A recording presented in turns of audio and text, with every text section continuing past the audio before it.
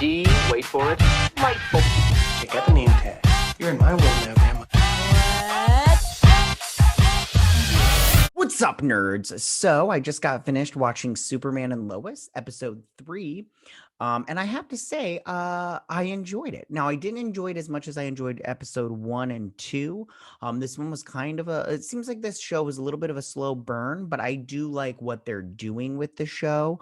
I think that it's right now, it's the best CW show that's on right now. Probably the best one that will be on all year. I know that's not a lot because the rest of the CW shows suck. I watch all of them and I hate watch them, which I've said before and I'll say it again. They're all terrible. Most of them started out good except for Batwoman. Batwoman sucked then, it sucks now, will probably suck forever. Anyways, but we're not talking about Batwoman. We're talking about Superman and Lois. Let me just tell you right now, I really did enjoy this episode. And before I break it down, I just want to say, though, that if you like what I do here and you enjoy independent content here on YouTube, please consider subscribing to my channel. YouTube is always changing up their algorithm, and usually small channels like myself usually get pushed to the back of the line. So I please ask that you like, share, and subscribe, and I thank you in advance. So let's get started on breaking down this episode.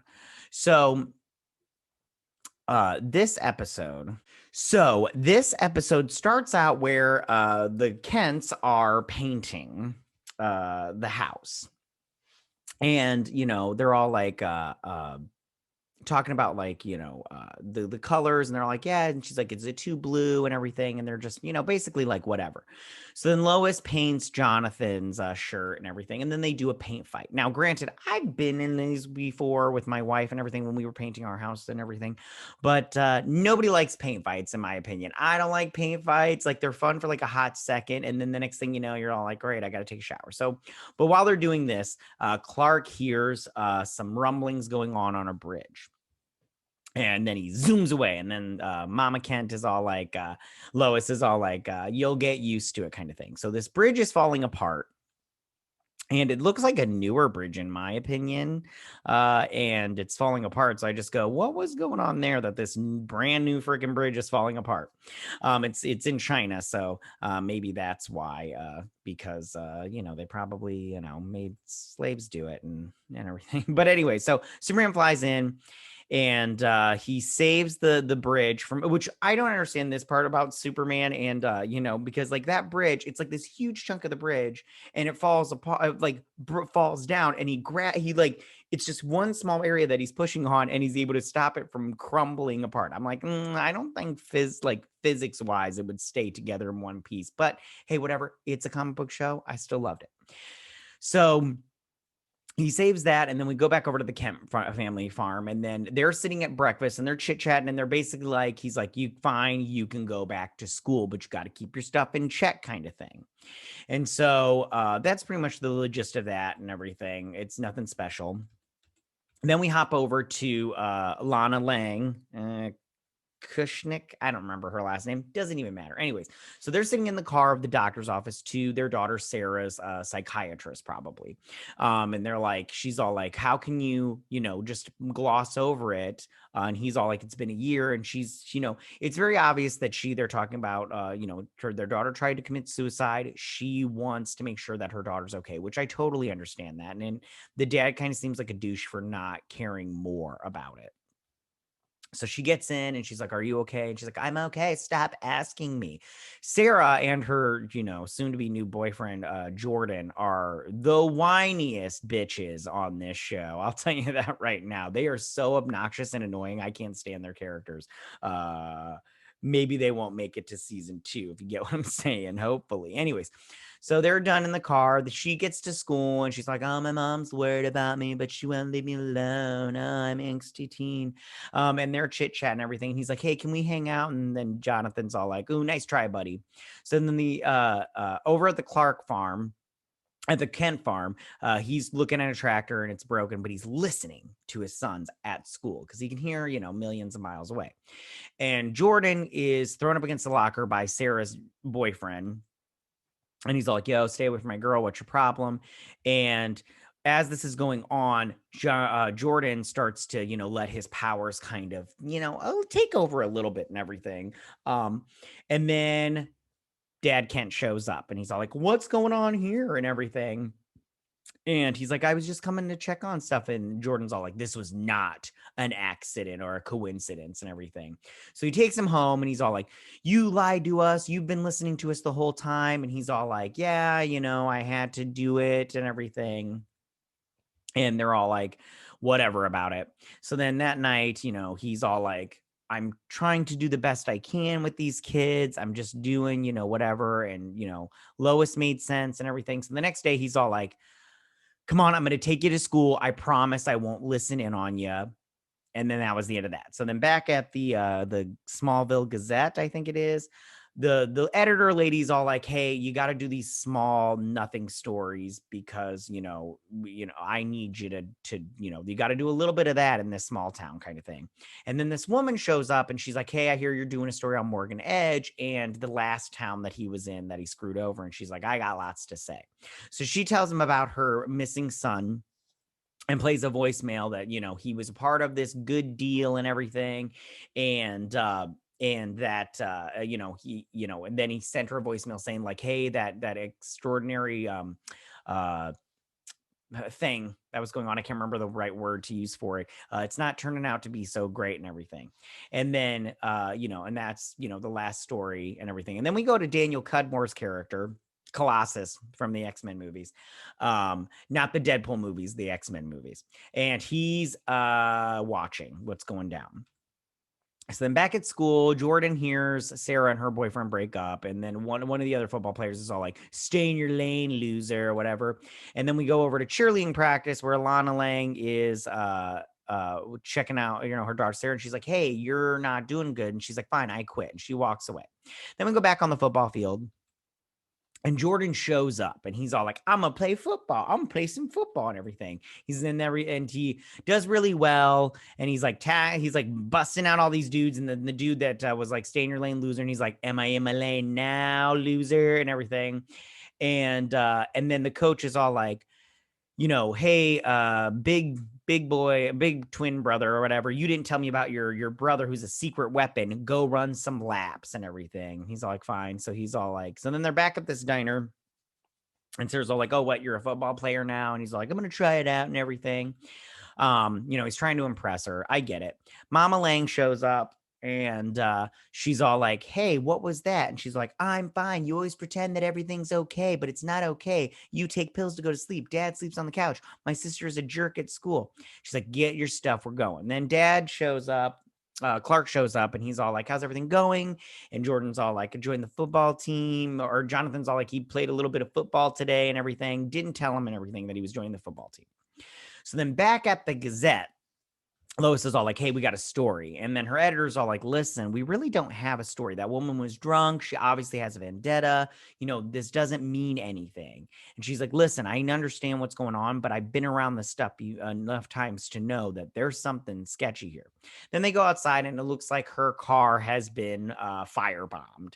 And the editor's all like, please tell me that you don't drive a station wagon that's on fire right now. And then Daddy Lang shows up. I'm just going to call him that because I don't remember their last name, like the Cushings and everything or something like that. Who cares? But he shows up because he's the fire chief, and she's like, Morgan Edge did this, and and then the editor's like, well, we really don't have any proof of that. And the fire chief guy is all like, because he's all like, with Morgan Edge, he's all like, yeah, that guy's gonna bring money and everything. So then we go back to their house, the farm, and Jordan and Jonathan, Jonathan's talking to Jordan. He's like, listen, football's my thing. What are you doing right now? He's like, this is my thing. You're butting in. You have superpowers. Somebody could get hurt. And he's like, hey, I got it under control. And he's like, all right, but do your thing, but you could really hurt somebody if you don't have it under control. Then Lois and Clark are talking on the porch and everything. And, before they had talked about how he almost lost her and he spent like a buttload of money on flowers for her trying to apologize. I don't know what they're talking about. I'm very curious to know what they're talking about, but I don't care enough about that portion of the program. And then she's like, thank you for the flowers. Then the next day he goes to Lana Lang to turn in some paperwork and they're just chit chatting and everything. And the main part of this was that she says, hey, I hear your son's really good on the football team, Jordan. And he's like, you mean Jonathan? And she's like, no, don't mean Jonathan. I mean Jordan. So then he fast forwards over to the football field where he goes up against Sarah's now ex-boyfriend, and he plummets him to the ground. He's like, oh, boom, and he goes flying back, yada, yada, yada. And he's like, listen, I shouldn't have kissed Sarah. I'm sorry. My bad, kind of thing. And then they grab hands and they're all like, team and everything. And then you look over and there's Daddy. Oh, Dad's pissed and everything. So then they go home and he's all like, I've got this under control. And let me just tell you right now, Jordan is the most annoying character on this show. He's a whiny little bitch. He's all me, me, me. Jordan is the most selfish character on this show. I cannot stand his character. He's all like, I want to be special. I'm not special. I thought I was special and I had powers, but your dad hologram said I didn't have powers and I'm not special anymore. And now I've got tiny little bit of specialness and you're going to take that away from me. And I just want to be all like, Superman, smack this bitch. Smack him hard. He needs to be put in his place. Like, and let me just say right now, talk to me like that, bitch. Okay. Like, let me be like, gonna give you some spankle stillskins and everything. I don't spank my children, by the way. I don't agree with that. I don't like corporal punishment, but this kid, he's not being like an angsty teen. He's being a whiny teen. That's what he's doing. He's whining and everything. So he says, you're not on the football team. And he's like, I just wish it was more like when you weren't around. And he's all like, go up to your room. And he's all like, yeah, and everything. And then he sends Jonathan up to his room too. And then over at the Lang's house, Sarah eats her dinner in her room. That would not happen in my house. I'd be all like, you're going to sit down at the table or you're not going to eat because there's no food allowed in the bedroom. That's my rule at my house. You can't eat, no food allowed in the bedroom. My children are small though. And the dad doesn't do anything. So then Lois and Clark have a really good talk, and Lois really puts things in perspective. She's like, hey, he's angry about something. We need to figure out what it was that he's angry about and that made him try out for football. That's the thing. So, and then she's like, give me your truck because I'm going to go catch up on a lead kind of thing, which was the woman from before. So then Jonathan and Jordan are talking, and Jonathan's all like, hey, you weren't really into football, were you? And Jordan's all like, I guess not, but we'll never know kind of thing. And then he gets a text from one of the other teammates saying, hey, talk defense kind of thing. And it's very obvious that Jordan really liked playing football. So then Jonathan goes down and talks to Clark, and he's like, hey, listen, he likes football and maybe that's his thing now. Maybe he likes football and everything. And this is why Jonathan is a better brother than Jordan, because at every single moment of this show, and he's probably the best person in this family because he moved from Metropolis and gave up his life, his football life, his girlfriend to come to this small town for his younger brother. And I totally get this as a twin. I love my twin brother. I would do anything for him. But then he also lets his brother join the football team, his thing. That was his thing and everything. And he said that earlier and everything. And he has like, fine, you can join the football team. And then when his dad takes it away, he says, hey, listen, this is what he needs. This is what my brother needs. Maybe I'm not going to be the special star anymore, but my brother needs it more than I do kind of thing. And that's why Jonathan's a better brother. Jordan's an asshole. I can't stand his character. I really can't stand him. So then they're done talking. And then Lois is at the motel where this lady is. And she goes in and she is attacked by Daniel Cudmore / Colossus. And she stabs him in the ear with a pen. And I'm all like, oh, shoot, I'd be down for the count with that one. But then she pulls out a little thing and he's like, that's not going to help you. And she's like, no, but he is. And she clicks the button and then Superman flies right in and tackles him. But they get into a fight and everything. And Superman gets hit to the ground. And then she goes into the bathroom and she's all like, miss, whatever your face is, hey, wakey, wakey, and everything. And she's like, Superman, help, kind of thing. And Superman floats up and everything. And he's all going like Superman and everything. And Daniel Cudmore turns around and he's all like, oh, round 2, huh, bitch? And then Superman's like, yeah, round 2.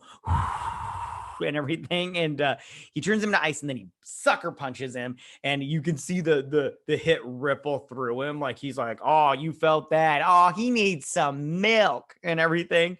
And then he just pummels this asshole to the ground and takes the woman to the hospital. And then we go over to Lana Lang and her daughter, Sarah. And this was basically like, Lana Lang's all like, listen, I understand that that you're fine, but I need to know why you tried to kill yourself. And I liked this part too, because Lana Lang is trying to be the best mom she can be. And she's just like, hey, why did you do it? And Sarah's all like, I just felt trapped. And she's like, I felt like, that my life was going to be in this boring town kind of thing. And she's all like, you thought you were going to be me. And she's like, no, mom, I didn't mean. She's like, no, it's okay. I get it. I pretend to be happy when I'm not. And she's like, why do you pretend to be happy? And she's like, that's the way I was raised. You put on a happy face. You don't let anybody know that you're miserable, which I totally understand that. I totally get it. But at the same time, I go, listen, if you're not happy, don't pretend to be happy, but don't be like all like, my life sucks kind of thing. Like, when I'm not happy, I don't sit here and pretend to be happy, but I don't try to bring everybody else down. I still try to be all like, hey, I may not be happy, but I don't want you to be brought down because of my bad attitude. And they hug and they're like, oh, I love you, and everything. So the next day, Jordan and his dad, they have like a heart to heart, and he's like, hey, I want to join the baseball team, but my dad wouldn't let me, and I regret it. So I'm going to let you. He's like, is football really your thing? And he's like, at first it wasn't, but I really got to like it a lot. And he's like, fine, you can be on the football team under one condition.